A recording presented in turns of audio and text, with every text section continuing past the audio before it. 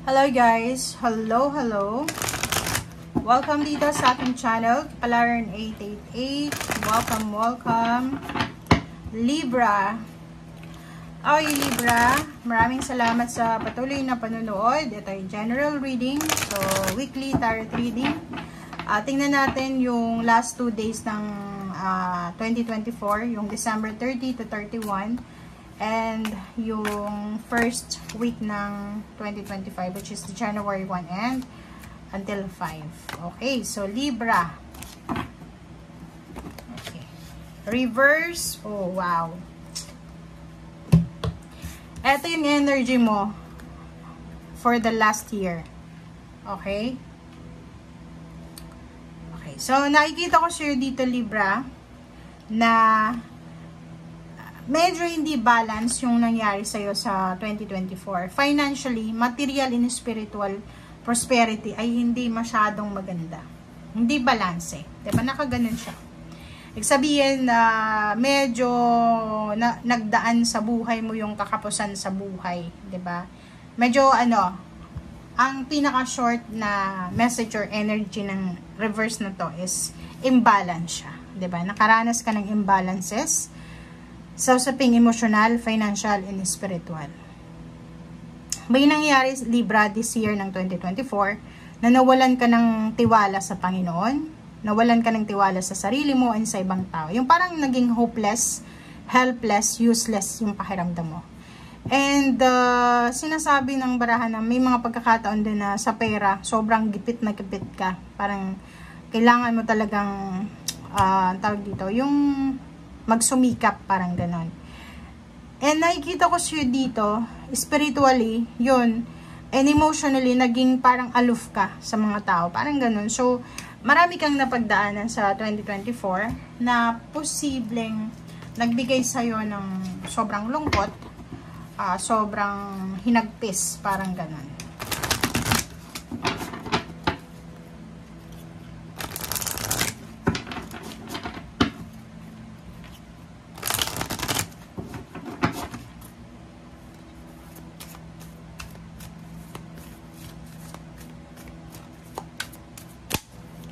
Okay. Number 6, diba? So, sinasabi dyan sa'yo, Libra, na kung halimbawa imbalance yung nangyari sa'yo sa 2024 or sa mga nakaraang taon, pagdating ng 2025, papatikimin ka nila ng balance. Okay? You are guided, you are being guided ng ating mga spirit, spiritual helpers, guides, angels, and ang ating Panginoon in the universe.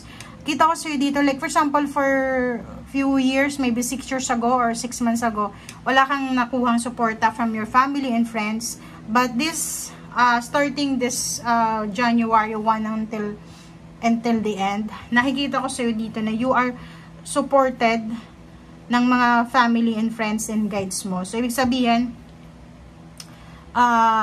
may mga suporta ka na makukuha galing sa iyong pamilya, sa mga kaibigan, sa colleagues, sa acquaintance, or sa mga tao sa paligid mo. Yung hindi mo nakuha last year ay posibleng ibigay sa iyo ngayon ng universe. Okay? So, may siguro puro heartaches, ang losses ang nangyari sa iyo sa 2024. But this year, 2025, sinasabi sa iyo na ibibigay din sa iyo yung reward and award o being patient ng ating universe. Okay, diba? Same with the Aquarius. Sinasabi dyan sa'yo dito na you're moving out from this negativity, from imbalances. Moving in ka na, moving forward ka na para sa balance. Maraming susuporta sa'yo, maraming pupuri sa'yo, maraming tutulong sa'yo, parang ganun. So, nakikita ko yung financial, emotional, spiritual freedom na mangyayari sa buhay mo. And itong Queen of Rods na to is nakikita ko yung mukha mo dito. Sa linggong ito, masaya ka. Okay? Full of fun, full of joy, full of happiness, full of contentment, and patience. Yun ang nakikita natin. And freedom. And at the same time, sa work or business, kung ano man yan, family life, nakikita natin yung King of Rods sa emotion mo. Parang sobra kang determinado, motivated, workaholic, focus sa kung anong ginagawa mo. Oh, 'di ba? So, wala namang kaso to sa mga Libra kasi yung Libra sobrang talaga silang patient. Ay continue mo lang daw, okay? Continue lang sa pagiging patient, continue lang sa pagiging masipag, matyaga, parang ganun. Five of Swords, marami kang mga parang give up sa buhay mo na siguro marirealize mo this week na kailangan ko siyang ibalik sa buhay ko. Kailangan kong ibalik. Like yung mga hobbies or yung mga bagay-bagay na hindi mo binigyan ng pansin, ay posibleng mabibigyan mo na ng pansin. Okay? So, dito, Four of Pentacles, sinasabi dyan sa'yo ng Four of Pentacles na this week, magsisimula ka, yung mindset mo dito is kailangan mong mag-ipon. Parang ganon.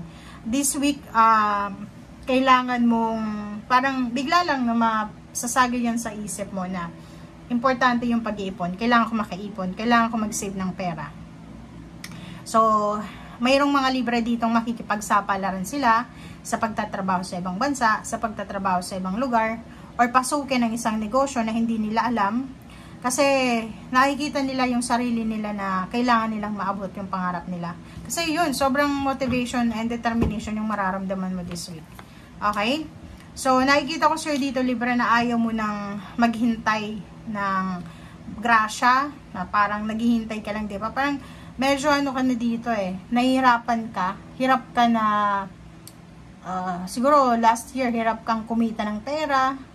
And ngayon, parang natuto ka na. Parang inisip mo, okay, if may savings pala ako, hindi rin ako mahihirapan. If meron pala akong specific na business or ano pa, hindi pala ako mahihirapan. Parang ganun. So, yun. Nine of Pentacles. Oh. By the end of the week, nakikita ko siya dito na meron ka na kailangan tapusin. Nakikita ko yung obligations dito. You will be super hardworking, multitasking. Nakikita ko yung pagiging parang anong tawag dito? Superwoman, Superman energy na to.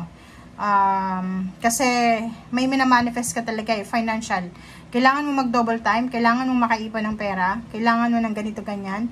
Kasi may kailangan kang paggastusan, may kailangan kang bilhin, ganyan ganito. So, Nine of Pentacles, nakikita ko sa'yo dito na masaya ka. Kasi papasok yung taon, alis ka sa taong 2024, papasok ka sa 2025 na emotionally secured ka, emotionally at peace ka, and harmonious, and financially, masaya ka.